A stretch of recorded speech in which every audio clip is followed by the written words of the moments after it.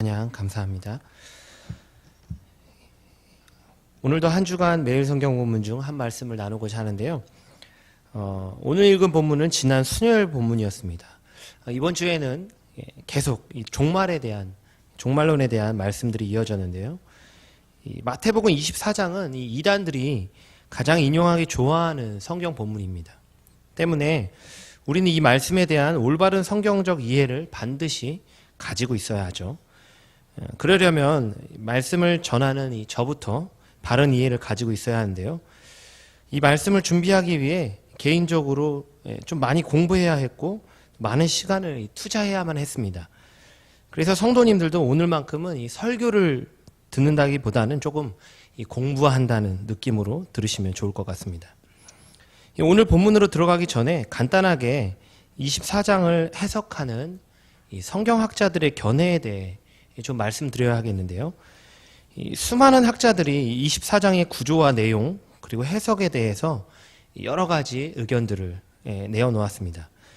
대략적으로 그런데 세 가지 정도의 관점으로 정리해 볼 수 있는데요.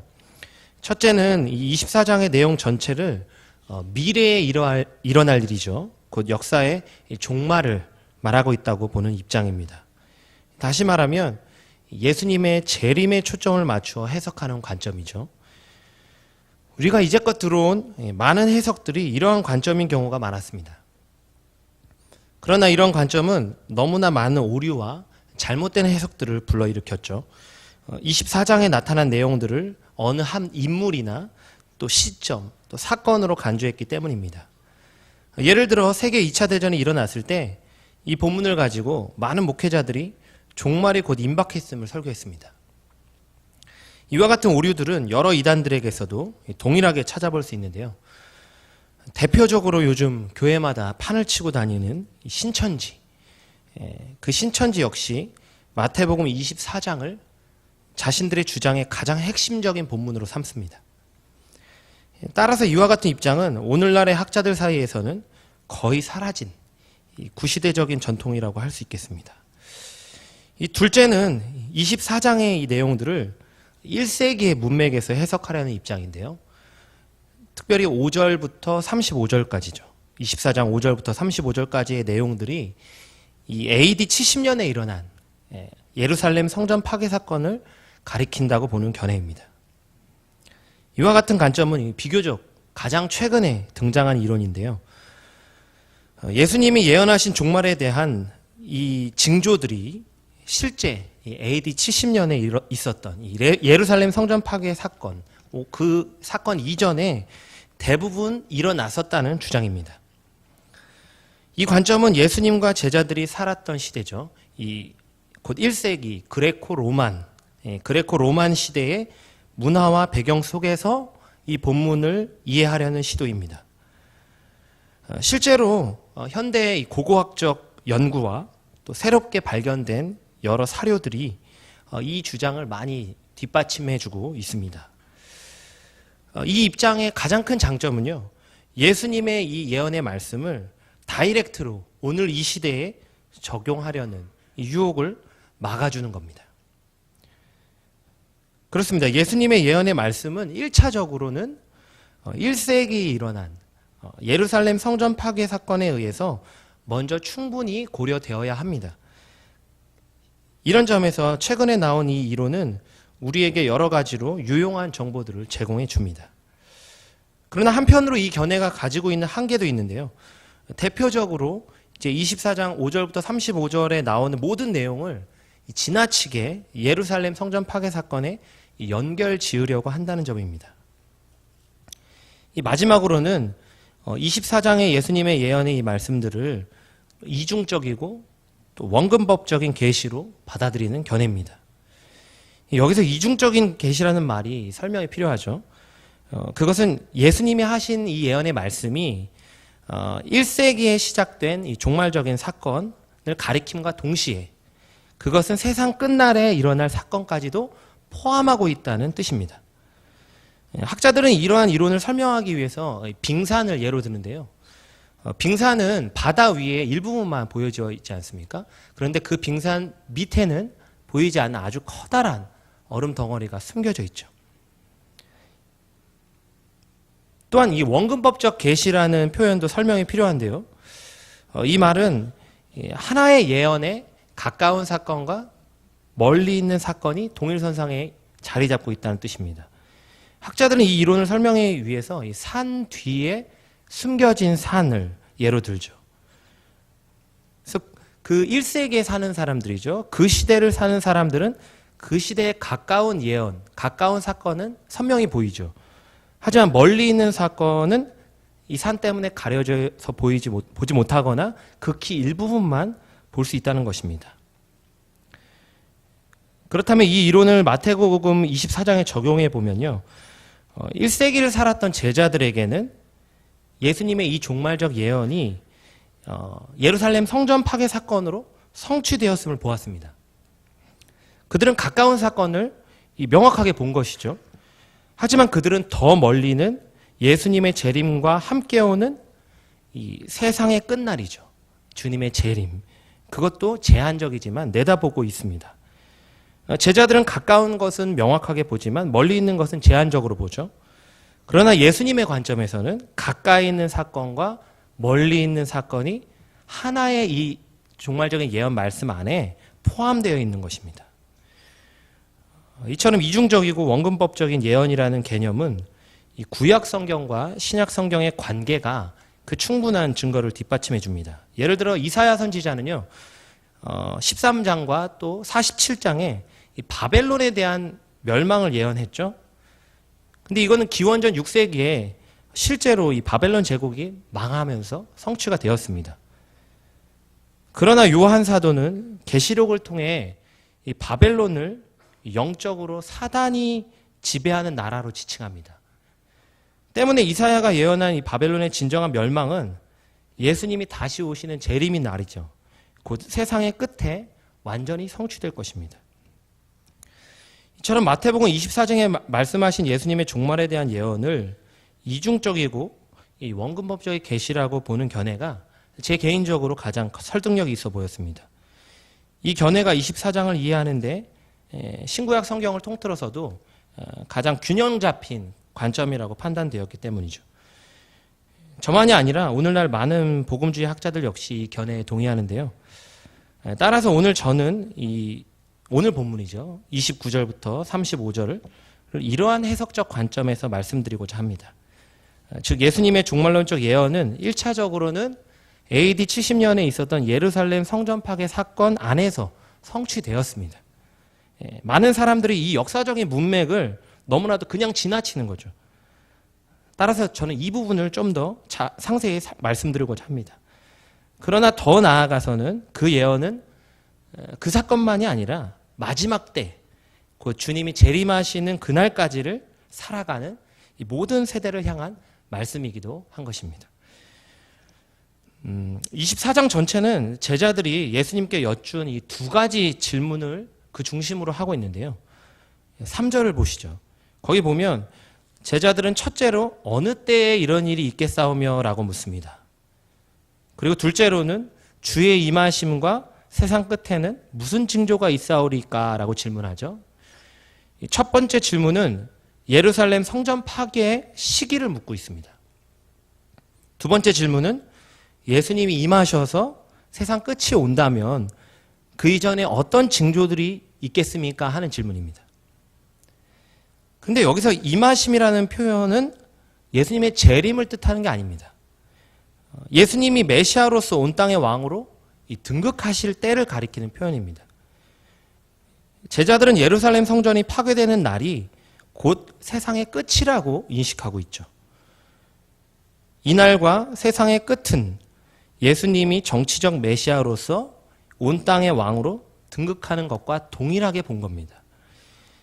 이와 같은 견해는 이와 같은 이해, 그 당시 유대인들이 가지고 있는 이 전형적인 이 메시아 대망 사상인데요. 유대인들은 과거 바벨론에 의해서 이 솔로몬 성전이 처참히 짓밟힌 경험을 알고 있죠. 그들은 포로 귀환 시대를 거치면서 수르바벨 성전을 통해서 다시 이 성전 중심 신앙을 회복합니다. 그러나 또 중간기 역사를 보면 그 수르바벨 성전이 또 더럽혀지고 크게 훼손되는 일을 겪죠. 그래서 예수님 시대에 짓고 있는 이 성전은 헤롯 성전입니다. 이 헤롯 성전이 지어지는 걸 보면서 다시금 그들은 그들 성전 중심의 신앙을 소망하면서 또 품고 있었던 거죠. 그런데 예수님께서 이 성전이 또 허물어질 거라고 예언하시잖아요. 그러니까 제자들은 예수님이 그렇게 말씀하신 그 사건이 온다면 그때는 곧 세상의 끝이구나 이렇게 인식했던 겁니다.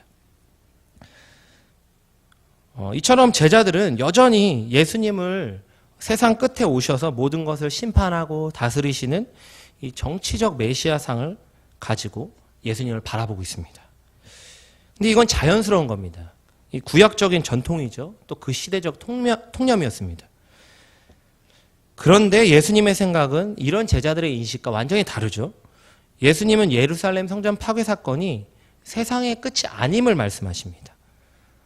오히려 여러 가지 재난의 징조에 대해 말씀하시는데요. 거짓 그리스도가 많이 일어나고 전쟁과 기근과 지진이 곳곳에서 일어난다. 또 이러한 징조는 끝이 아니라 시작이다. 실제로 1세기 예루살렘 이 성전 파괴 사건 이전에 이러한 일들 많이 일어났습니다. 그런 역사적 사료들이 존재합니다. 그 시대에도 수많은 거짓 그리스도가 일어났고요. 또한 전쟁, 또 지진, 종말의 징조와 부합되는 여러 사건들이 있었습니다. 1세기에. 그러나 이와 같은 현상이 1세기에만 일어난 사건은 아니죠. 2000년이 지난 지금도 이와 같은 일들은 계속적으로 일어나고 있습니다. 때문에 이와 같은 징조는 종말의 때를 살아가는 모두가 보게 되는 징조입니다. 여기서 굉장히 중요한 거, 종말의 때에 대한 매우 중요한 관점을 말씀드려야 하겠는데요. 구약적인 관점에서, 즉 현재 제자들이 가지고 있는 관점에서는 메시아가 오신 그 시대가 곧 종말의 때입니다. 그렇게 인식을 했습니다. 그러나 예수님의 죽음, 부활, 승천을 통해서 이 재조명된 신약적인 관점에서는요, 예수님의 초림과 재림 사이, 그 사이를 종말의 때로 보는 겁니다. 예수님의 초림으로 말미암아 하나님의 나라가 이미 임했죠. 주님의 십자가와 부활 사건은 사단의 세력에 치명상을 입힙니다. 그리고 주님이 재림하시는 그날 그 세력은 완전히 제거될 것입니다. 바로 그때 이 땅에 임한 하나님의 나라가 완성되는 겁니다. 이와 같은 시각의 차이 때문에 제자들의 질문에 대한 예수님의 대답은 이중적인 예언이 될 수밖에 없는 것입니다. 따라서 24장에서 예수님이 말씀하시고 있는 예언은 1차적으로는 AD 70년에 있었던 예루살렘 성전 파괴로 인해 부분적으로 성취되었다고 봐야 합니다. 그러나 그 사건 이후로 예수님은 재림하시지 않았죠. 그로부터 2000년이 지난 지금 역시 세상의 끝은 오지 않았습니다. 즉 예수님께서 말씀하신 24장의 이 예언의 말씀은 1세기의 역사적인 한 사건을 통해 성취되었지만 그러나 동시에 아직 일어나지 않은 종말적 사건들까지도 모두 포함하고 있다는 사실입니다. 앞서 말씀드린 바처럼 구약의 이사야, 예레미야, 에스겔, 다니엘 선지자들의 예언도 마찬가지였죠. 그들이 예언한 일들이 실제 이스라엘 포로기 또 포로 귀환 역사 속에서 많은 부분 성취되었습니다. 그러나 그들의 종말론적인 이 예언은 예수 그리스도의 오심과 더 나아가서는 다시 오심까지도 내다보고 있습니다. 이와 같은 관점이 그리스도의 부활 이후에 구약 성경을 인용한 신약 저자들의 매우 중요한 해석학적 틀입니다. 예수님께서 하신 오늘 24장의 예언들도 마찬가지죠. 계속 말씀드리지만 이 AD 70년 그 예루살렘 성전 파괴의 이 역사적인 사건은 마지막 때 주님이 재림하실 때 일어날 일을 미리 보여주는 예표입니다. 예표적인 사건이죠. 그러니까 어찌 보면 종말의 시작을 알리는 매우 중요한 한 사건으로 볼 수 있습니다. 때문에 예수님의 예언은 1세기를 사는 성도들에게는 이미 성취되었죠. 그러나 그것은 완전한 성취는 아닙니다. 이 예언은 최종적으로는 주님이 재림하실 때 완전히 성취될 것입니다. 그러면 이제 오늘 본문 29절부터 31절로 들어가 보겠습니다. 먼저 29절인데요. 해가 어두워지며 달이 빛을 내지 아니하며 별들이 하늘에서 떨어지며 하늘의 권능들이 흔들리리라. 이 표현은 예수님께서 이사야 13장 10절과 34장 4절의 표현을 가지고 오신 구절입니다. 이사야 13장 10절은 이렇습니다. 하늘의 별들과 별 무리와 그 빛을 내지 아니하며 해가 돋아도 어두우며 땅이 그 빛을 비추지 아니할 것이로다. 34장 4절은 이렇죠. 하늘의 만상이 사라지고 하늘들이 두루마가지 같이 말리되. 이사야의 본문과 오늘 29절 말씀이 거의 일치하는 것을 볼 수 있습니다. 이것은 분명히 예수님께서 이 구약의 이 묵시적 표현을 가지고 오신 것이라고 판단되는데요.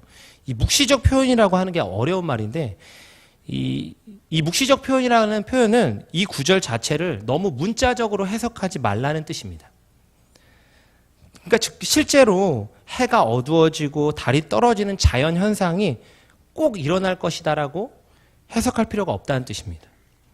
다시 말하면 하나님의 심판의 때에 창조주 하나님의 권위와 위엄 앞에서 자연의 천체들도 두려워 떤다는 이 문학적인 표현이라는 뜻입니다. 이사야 13장은 바벨론 제국을 향한 하나님의 심판을 예언하는 장입니다.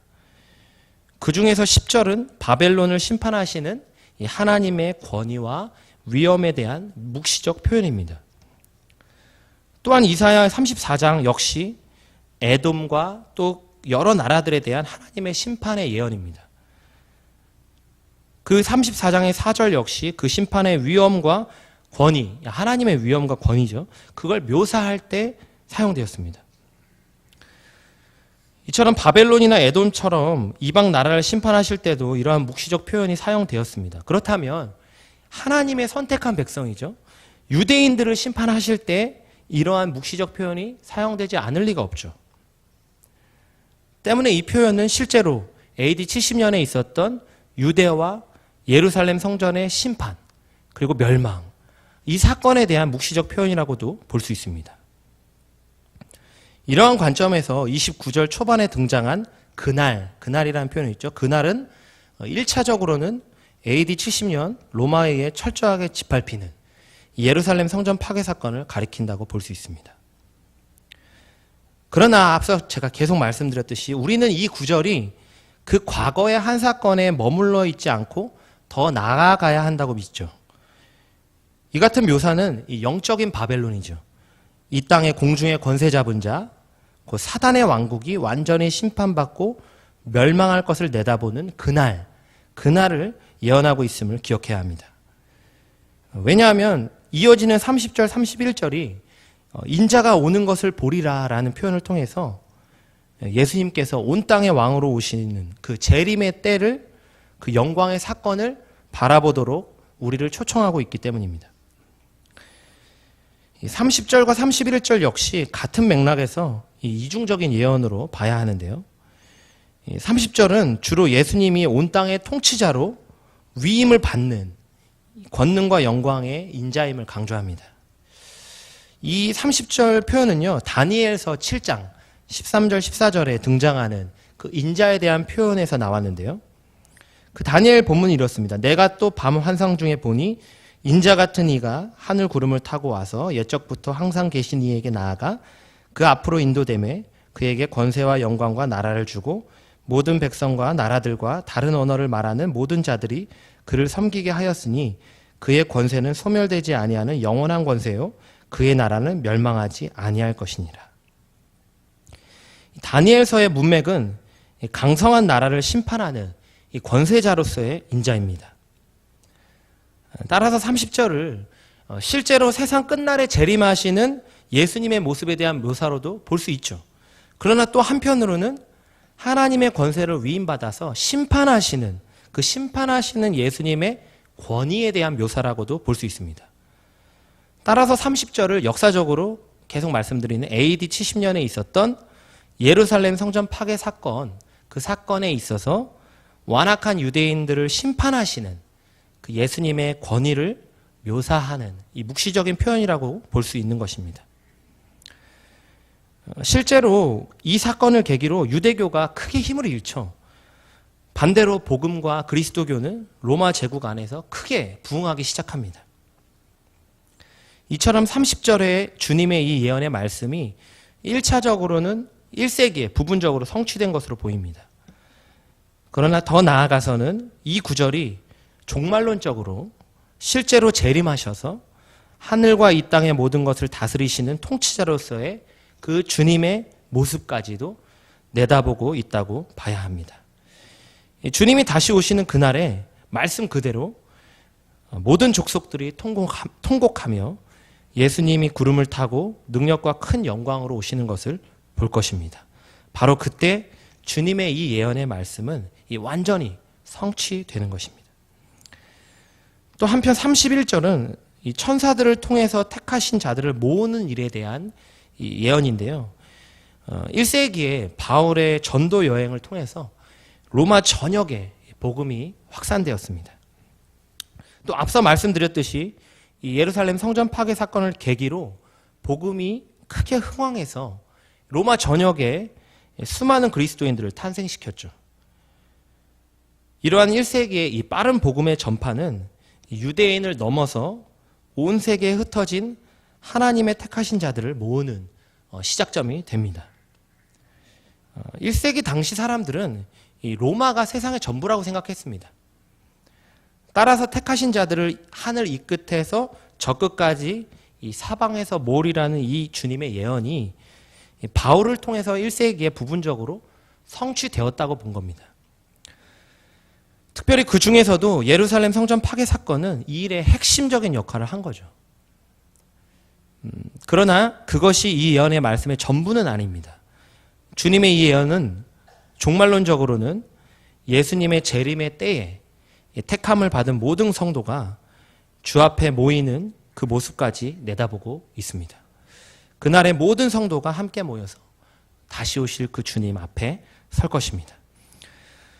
이처럼 예수님께서는 이 가깝게는 역사적인 예루살렘 성전 파괴 사건이죠. 그리고 또 멀게는 종말론적인 재림과 마지막 때의 이 강조를 함께 예언하고 계십니다. 1세기를 살던 제자들에게는 이 말씀이 1차적으로는 그 시대적 정황과 함께 AD 70년 예루살렘 성전 파괴 사건으로 성취되었습니다.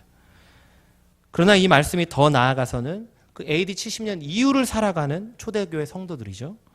또 2000년 후를 사는 오늘 우리, 더 나아가서는 예수님의 재림 이전의 시대를 살아가는 모든 성도들에게까지도 적용되는 종말론적 예언이 되는 것입니다. 이 예언의 말씀은 마지막 때 곧 주의 재림이 임하기 전까지 있을 수많은 사건과 징조 이 모두를 포함하고 있습니다. 32절을 통해서 예수님께서는 무화과 나무의 교훈을 통해 배우라고 하시죠. 당시의 팔레스타인 문화에서는 무화과 나무 가지가 연하여지고 잎사귀를 내면 누구나 여름이 가까운 줄 알았습니다.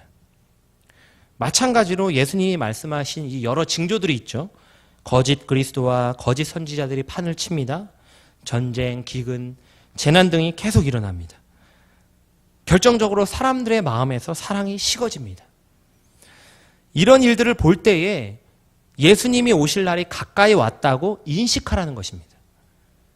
주님께서는 34절, 35절에 이렇게 말씀하시죠. 내가 진실로 너희에게 말하노니 이 세대가 지나가기 전에 이 일이 다 일어나리라. 천지는 없어질지언정 내 말은 없어지지 아니하리라. 근데 여기서 이 세대라는 말 때문에, 이 단어 때문에 또 학자들이 많은 논쟁과 또 견해들을 내놓는데요. 1차적으로 마태복음 내에서죠. 이 세대라고 번역된 헬라어 단어는요. 예수님 살아 생전에 함께 살았던 사람들을 지칭합니다. 때문에 가장 먼저는 예수님이 하신 이 종말에 대한 예언이 또 이 징조와 심판의 기사들이 1세기에 대부분 일어났다고 보는 것이 좋습니다. 앞서 계속 설명드렸듯이 그 예루살렘 성전 파괴 사건과 함께요. 실제로 이런 징조와 역사들이 있었다라는 것이 많이 밝혀지고 있습니다. 그러나 더 나아가서는 이 세대라는 말을 주님의 초림과 제가 아까 말씀드렸죠. 주님의 초림과 재림 사이가 종말의 때라는 겁니다. 이 초림과 재림 사이를 살아가는 세대라고도 봐야 하는 것입니다. 예수님의 초림과 재림 사이를 살아가는 모든 성도는 이 종말의 때를 살아가는 자들입니다. 과거에도 그랬고 현재에도 그러하며 미래에도 그러할 것입니다. 이와 같은 종말의 때를 살아가는 세대, 바로 이 세대가 지나가기 전에 예수님의 말씀하신 모든 예언의 말씀은 반드시 다 성취될 것입니다. 주님께서는 천지는 없어질지언정 내 말은 없어지지 아니할 것이라고 이 예언의 말씀의 완전한 성취를 강조하고 계십니다. 이 여러 가지 장황한 설명을 들으시느라 굉장히 힘드셨을 겁니다. 이제 정작 중요한 것을 말씀드려야겠는데요. 예수님의 예언은 1세기에 부분적으로 성취되었죠. 그러나 그것은 종말에 완전히 성취된 이중적인 예언이다. 원근법적 계시다. 이런 어려운 말들을 다 떠나서 오늘 이 말씀이 오늘 우리에게 무엇을 말씀하고 계신가 하는 점이죠. 작년에 저는 한 청년을 만난 적이 있습니다. 그 친구는 신천지에 깊이 관련되어 있는 친구였습니다. 대학교 동기 중에 한 친구가 자신의 동생이 신천지에 너무 깊이 빠졌다고 도와달라고 제게 간곡히 부탁을 해왔습니다. 그래서 그 동생을 3번 정도 만났는데요. 저는 그 친구에게 계속적으로 뭘 얘기했냐면요. 예수님의 십자가의 구속 사건이 성경의 핵심임을 강조했습니다. 그러나 그 친구는 계속적으로 저한테 뭘 말하냐면요. 종말에 일어날 일에 대해 우리가 준비해야 한다고 말하는 겁니다. 신천지는 전형적으로 오늘 본문인 마태복음 24장과 요한계시록을 연결지어서 성경을 제대로 알고 또 종말을 제대로 준비해야 한다고 가르칩니다. 그들은 예수님의 십자가 사건과 부활 사건에는 별로 관심이 없습니다. 단지 종말의 때, 그날을 위해서 무엇을 준비해야 하고 무엇을 알아야 하는지에만 관심이 많습니다. 저는 계속적으로 강조했습니다. 우리는 이미 준비가 되었다. 그리스도를 믿는 믿음 이외에 우리가 종말을 위해 더 준비할 게 뭔가? 성경을 제대로 아는 것, 무엇을 행하는 것, 그런 것보다 더 중요한 것은 그리스도를 믿는 믿음이다. 그러나 그 친구에게는 제 말이 전혀 들리지 않는 것 같아 보였습니다. 아무리 복음을 이야기하고 그리스도의 십자가를 이야기해도 그저 종말을 준비해야 한다는 말만 되풀이할 뿐이었습니다. 그렇게 3번의 만남을 평행선만 달리다 결국 그 친구와 저는 더 이상 만나지 못했습니다. 친한 대학 동기의 동생이라 제 마음은 더욱더 안타까웠습니다. 앞서 말씀드린 바처럼 종말의 때는 이미 예수님의 초림과 함께 시작되었습니다. 그리고 그것은 재림과 함께 완전히 성취될 것입니다. 그렇다면 1세기에 살았던 베드로, 요한, 바울 사도 역시 종말의 시대를 살았던 자들입니다. 실제로 그들은 항상 주님이 곧 재림하실 것이라는 기대로 살았죠. 때문에 온갖 박해와 핍박 속에서도 끝까지 믿음을 지키면서 순교했던 겁니다. 오늘 우리 역시 이 초림과 재림 사이, 그 종말의 때를, 이 종말의 시대를 살아가고 있죠. 그렇다면 우리 또한 오늘의 이 시대의 악한 현상들을 보면서 그것이 곧 종말의 징조임을 기억해야 합니다. 떠올려야 합니다. 그리하여 수많은 유혹과 어려움 속에서도 주님이 다시 오실 그날에 대한 소망으로 그 모든 것을 능히 이길 수 있어야 합니다. 1세기의 사도들이 그랬듯이 우리도 항상 이 시대를 종말이 임박한 시대로 믿고 살아가야 한다는 점입니다. 그러나 오해하시면 안 됩니다. 종말론적 신앙이라는 것은 예수님의 예언의 말씀을 이 시대의 특정한 한 사건이나 또 어떤 현상이나 인물과 연결짓는 것이 결코 아닙니다. 또한 예수님의 재림의 시기를 연대적으로 추정하고 그때를 확신하는 자세가 아니죠. 오늘 본문 뒤에 이어져 나오는 예수님의 말씀이 뭡니까? 시종일관 그 때와 시기는 누구도 알 수 없다고 강조하시죠. 이처럼 초대교회 성도들은 주님이 재림하실 그때를 알 수 없었습니다. 그러나 그들은 항상 깨어있고 근신함으로 곧 다시 오실 그리스도 앞에서 사는 자로서 부끄럽지 않는 삶을 결단했던 것입니다. 여기에는 그리스도 안에서 세워진 굳건한 믿음과 그분의 복음을 위해 살아가는 경건한 삶이 모두 포함되어 있었죠. 하나님의 시간은 하루가 천년 같고 천년이 하루 같습니다. 그런데 100년도 채 살지 못하는 우리가 주님이 오실 때에 대해 정확히 알기를 바라는 것은 매우 큰 교만입니다. 우리는 그때를 추정하지도 너무 궁금해하지도 말아야 합니다. 그러나 또 한편으로는 당장이라도 우리 시대에 주님이 오실 것으로 믿고 또 속히 오시기를 바라는 소망으로 살아야 합니다. 우리에게 주님의 재림은 결코 공포와 두려움의 사건이 아닙니다. 완전한 승리가 주어지는 감격과 기쁨의 축제죠. 왜냐하면 우리는 이미 믿음으로 굳건히 그 주님 안에 서 있기 때문입니다. 또 주 안에서 이미 천국을 이 땅에서 경험하고 살아가고 있기 때문입니다. 주님이 어느 때에 오시는가는 중요하지 않습니다. 다시 오실 그 주님을 얼마나 믿음으로 바라보고 소망하고 있느냐가 중요하죠. 나아가 그분 앞에 설 그날에 부끄럽지 않는 삶을 오늘 내가 살아가고 있느냐입니다. 그리스도의 십자가, 이 복음 안에서 구원의 확신과 감격으로 사시길 바랍니다. 또한 그의 제자로서 주님의 길을 따르며 이 땅에서 하나님 나라를 경험하고 또 확장시키는 삶을 사시길 바랍니다. 그리하여 어두운 이 시대 가운데서도 주의 재림의 영광스러운 그날을 바라보며 승리하는 저와 여러분이 되길 주님의 이름으로 간절히 축원합니다. 기도하겠습니다. 하나님 아버지, 오늘 예수님께서 하신 이 종말의